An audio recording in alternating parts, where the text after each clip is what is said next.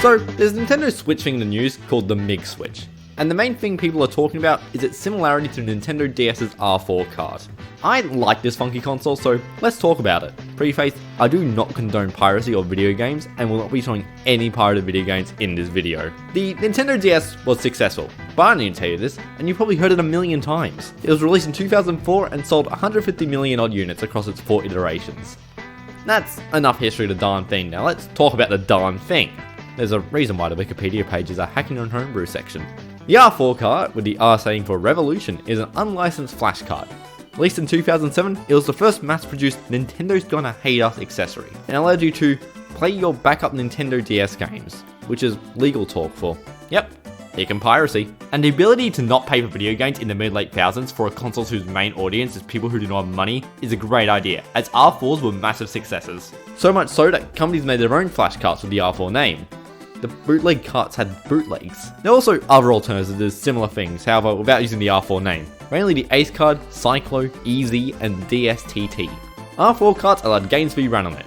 It acted as a way to get custom stuff from a PC to a DS via a micro SD card. Well, this is mostly used for legal backups, allowing you to have your entire DS collection on your 2-hour road trip to grandma's without doing this.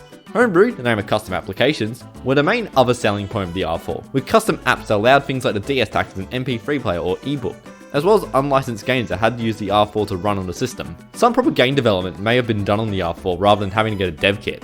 ROM hacks of pre-existing games are also a commonplace of an ability the R4 can do, as well as action replay codes could be added to them with a far less eye-turning method than an actual R4 device. Now, what did Nintendo do? Now, it wasn't hurting their sales. That Nintendo and a few measly acts of piracy couldn't hurt.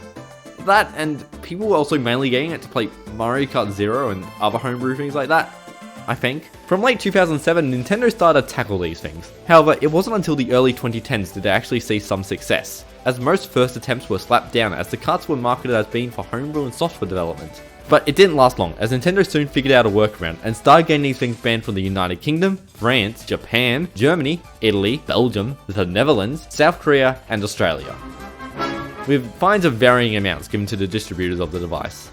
The Nintendo DSi and later the Nintendo 3DS had the ability to have firmware updates. R4 carts had to race against Nintendo to keep these things viable and usable. However, nowadays, with the DS being long behind and the only 3DS related thing in stores being an off-brand charger, the R4 card is now a viable thing without too much concern. Online storefronts still allow you to buy an R4 quite easily, and sometimes even with preloaded games, allowing many YouTubers to go, "This is the best Nintendo DS cartridge money can buy, but if I tell you how to get it, Nintendo will hire out a hit on me." So, looking back at it, the R4 did sort of what was expected. A piracy device that ended up being shut down, but still kicking about somehow. It'll be interesting to see how the Nintendo Switch take ends up going. But for now,